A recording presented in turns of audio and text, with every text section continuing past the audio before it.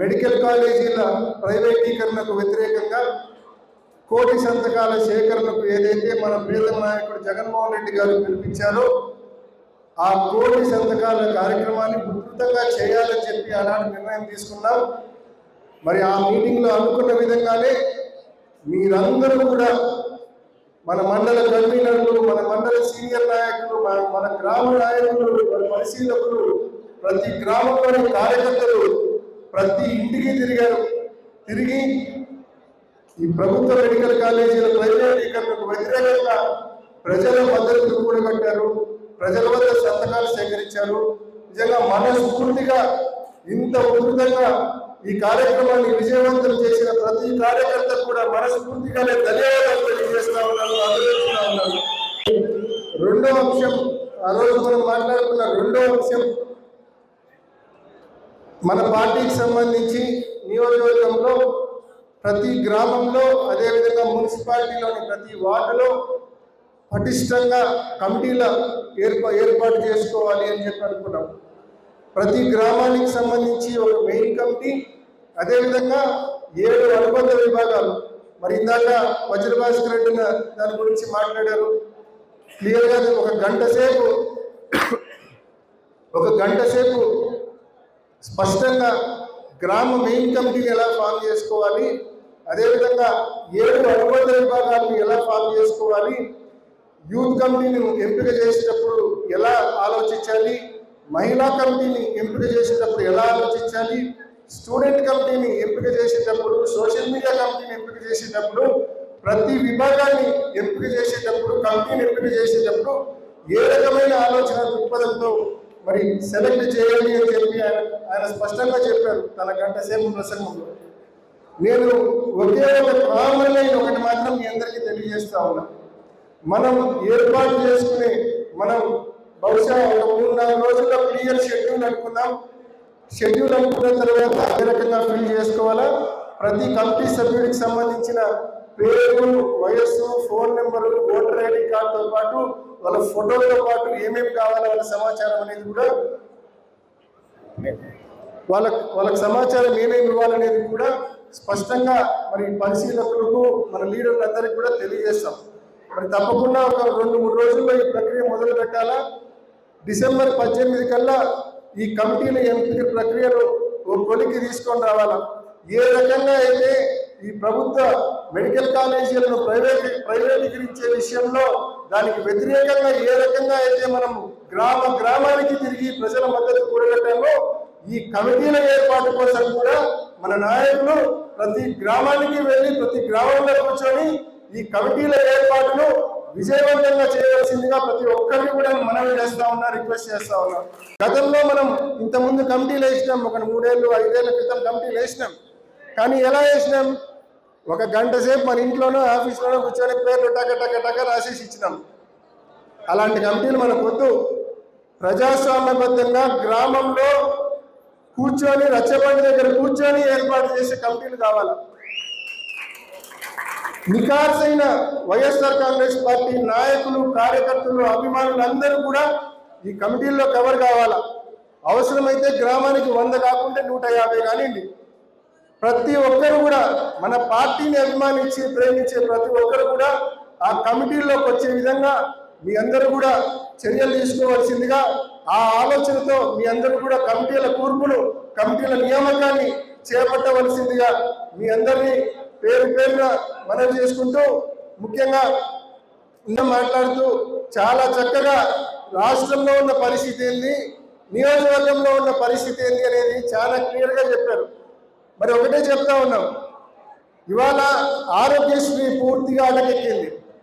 Fee reimbursement డబ్బులు చెల్లించడంలా దాదాపు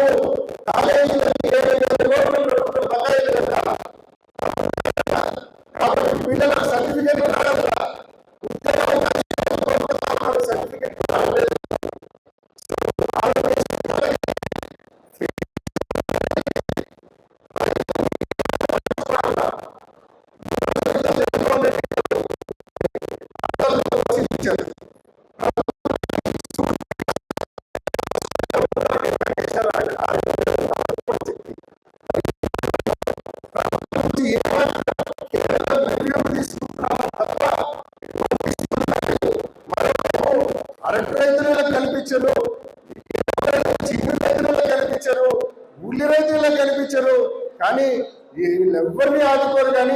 అఖండ 2 సినిమాకు మాత్రం 600 రూపాయలు టికెట్ ధర పెట్టారు. ఏమి కర్మరా నాయన, ఏమి కర్మరా నాయన. ఒక సినిమాకు 600 రూపాయలు టికెట్ ధర నియమించే విషయంలో ఈ ప్రభుత్వానికి క్షణానికి మరి జీవో ఇచ్చి పారేసినారే. మరి రైతులను ఆదుకునేందుకు రైతులు ఈ 18 మాసాల్లో మరి అరటి రైతులు ఎన్నిసార్లు చెట్లు పడిపోయినాయి గాలుల వల్ల, పెను గాలుల వల్ల ఎన్నిసార్లు చెట్లు పడిపోయినాయి? 4-5 సార్లు నష్టం జరిగింది. ₹1 పరిహారం ఇచ్చినారో ఒక్క రైతు కన్నా? ఒక్క రైతుకు ఇన్పుట్ సబ్సిడీ రాలే ఇన్ని రోజులు కాదు.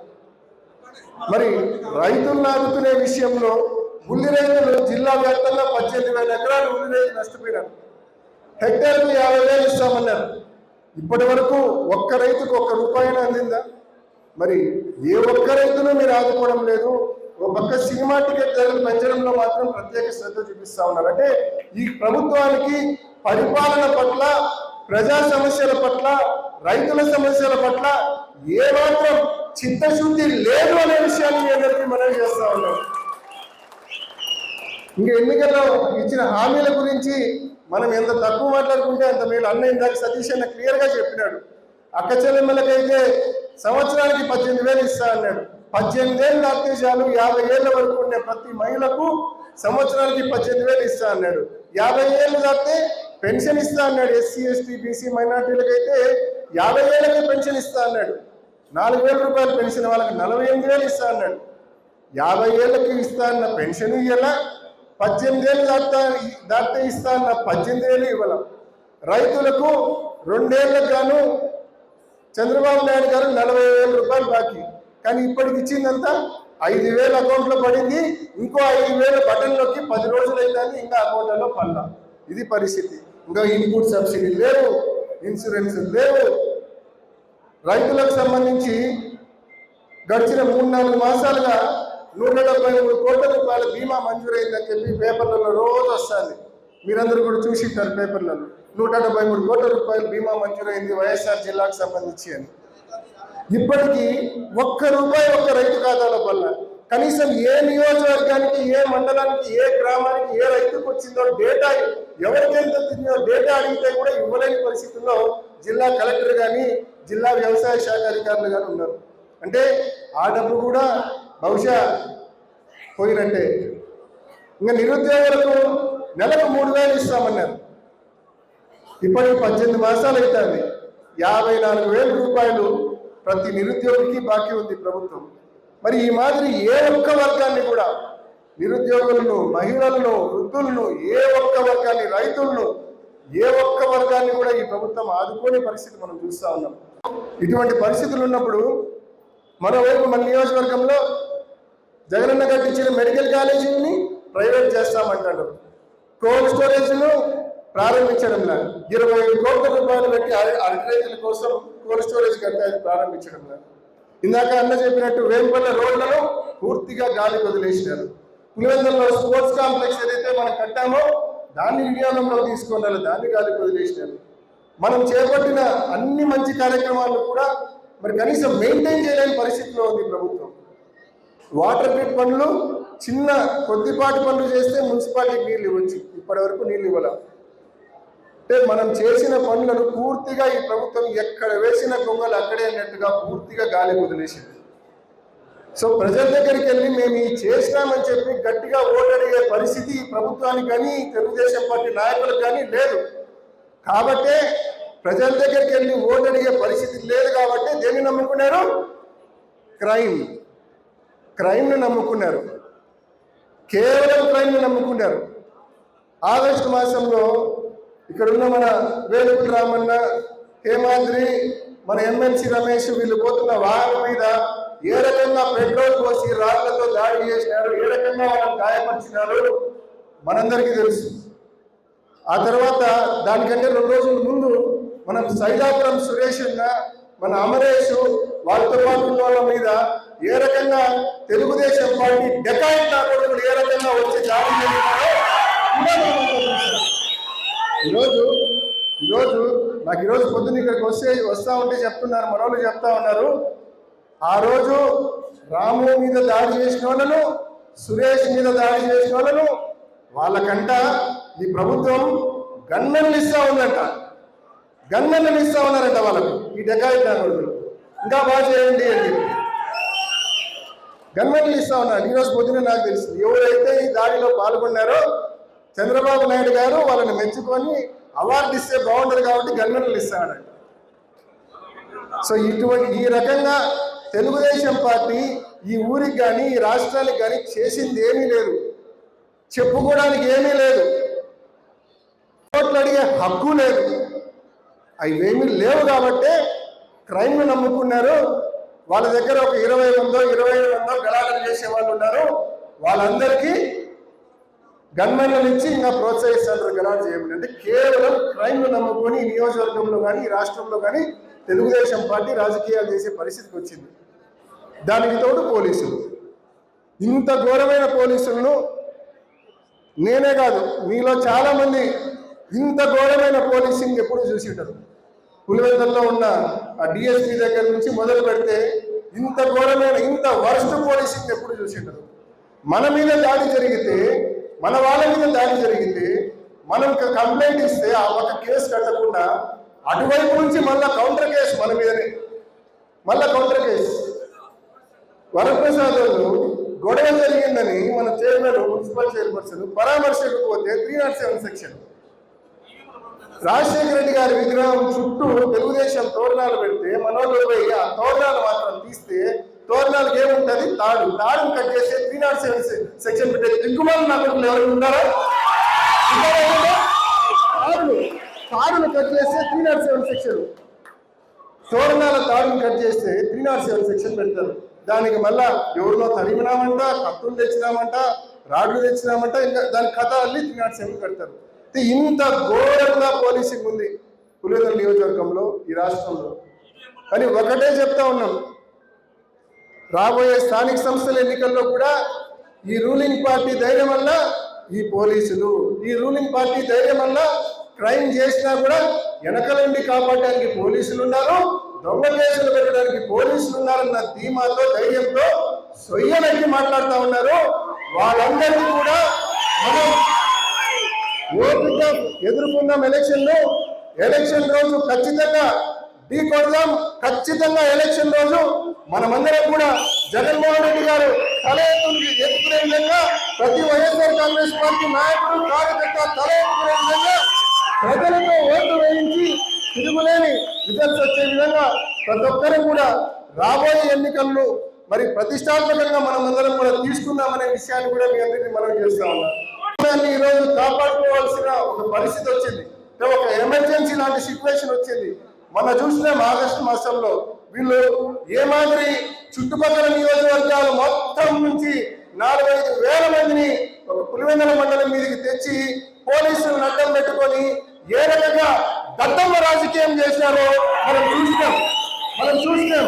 కాబట్టి స్థానిక సంస్థల్లో రాబోయే స్థానిక సంస్థల ఎన్నికల్లో కూడా వాళ్ళు అదే దత్తమ్మ రాజకీయం, అదే పోలీసులను అడ్డం పెట్టుకొని చేసే రాజకీయమే చేయడానికి ముందుకు వస్తారు. ఏ రకంగా వాళ్ళు రాజకీయం చేసినా ఒక్కటి గుర్తుపెట్టుకోండి, మనం ఎలక్షన్లు సజావుగా జరిపితే చాలు. ప్రజల్లో వైఎస్ఆర్ కాంగ్రెస్ పార్టీకి, జగనన్నకు తిరుగులేని మద్దతు ఉంది. ఈ ప్రభుత్వం అన్ని రకాలుగా ఫెయిల్ అయింది. జగన్మోహన్ రెడ్డి గారు ఆయన 5 ఏళ్ల పరిపాలనలో చెప్పినట్టుగా టయానికి ఒక క్యాలెండర్ ఇచ్చి ప్రతి పథకాన్ని కూడా సకాలంలో ప్రతి పథకాన్ని కూడా అందించారు. అమ్మఒడి దగ్గర నుంచి, రైతు భరోసా దగ్గర నుంచి, చేయూత, ఆసరా, ఎన్నో పథకాలు సమయానికి చెప్పిన విధంగా చెప్పిన తేదీకి బటన్లోకి ప్రజలకు అందించాడు. ఆయన పరిపాలన, ఆయన ఇచ్చిన ప్రతి హామీని కూడా నిలబెట్టుకున్న ఆయన పరిపాలన అటువంటిది. మరి ఈరోజు ఈ పరిపాలన చూస్తూ ఉన్నారు ప్రజలు. మరి ఖచ్చితంగా తేడా నక్కకు నాగలో అనుకున్నంత తేడా ఉంది జగన్మోహన్ రెడ్డి గారి పరిపాలనకు, చంద్రబాబు నాయుడు గారి పరిపాలనకు. కాబట్టి తప్పకుండా మరి ప్రజలు, మనం వైఎస్ఆర్ కాంగ్రెస్ పార్టీ నాయకులు, కార్యకర్తలు మనం లౌక్యంగా ఎన్నికలు సజావుగా జరపడమే మన టార్గెట్. దానికోసం మనం అందరం కూడా తప్పకుండా కృషి చేద్దాం. దానికోసం ఎందాకైనా నిలబడదామని చెప్పి మీ అందరినీ కూడా పేరున మీ అందరినీ కూడా మనవి చేస్తూ, మరి ముఖ్యంగా మరొకసారి మీ అందరినీ మనవి చేస్తా ఉన్నా, గ్రామ కమిటీలు, వార్డు కమిటీలు ఏర్పాటు చేసే విషయంలో ప్రతి ఒక్కరు కూడా కష్టపడి పనిచేయడంతో పాటు ఇష్టపడి కూడా పనిచేసి ప్రతి గ్రామంలో నికార్సైన వైఎస్ఆర్ కాంగ్రెస్ పార్టీ నాయకులు, కార్యకర్తలు, అభిమానులు అందరూ కూడా ఈ కమిటీల్లోకి వచ్చే విధంగా చర్యలు తీసుకోవాల్సిందిగా, మీ మనసులో పెట్టుకోవాల్సిందిగా మరి తప్పకుండా మీ అందరినీ కూడా పేరు పేరున మనవి చేసుకుంటూ రాబోయే డిసెంబర్ 18వ తారీఖు కల్లా ఈ కమిటీల నియామక ప్రక్రియను కూడా కొలికి తీసుకొచ్చేలా మరి ప్రణాళికలు రూపొందించి మరి 2-3 రోజుల్లో పని మొదలు పెడదాం. ఏ రకంగా మరి కోటి సంతకాల సేకరణ ఉధృతంగా ప్రతి గ్రామంలో చేశామో అంతకు మించి ఈ కమిటీల ఏర్పాటు ప్రక్రియను కూడా ప్రతి గ్రామంలో విజయవంతంగా చేసుకునేలా ప్రతి ఒక్కరు కూడా సహకరించమని, కృషి చేయమని పేరు పేరున మీ అందరినీ మనవి చేసుకుంటూ కష్టకాలంలో తోడుగా ఉన్న ప్రతి అన్నదమ్మునికి, ప్రతి అక్కచెల్లెమ్మకు పేరు పేరున మనస్ఫూర్తిగా ధన్యవాదాలు తెలియజేస్తున్నాను. చరిత్ర సృష్టించినోడు ఇప్పుడు ఆ చరిత్రని తిరగరాయబోతున్నాడు. అబద్ధాల గోడల్ని బద్దలు కొట్టి నిజాలను రాగా మీ ముందుంచబోతున్నాడు. నిజమైన వార్తల కోసం వెంటనే డౌన్లోడ్ చేసుకోండి రా యాప్ని.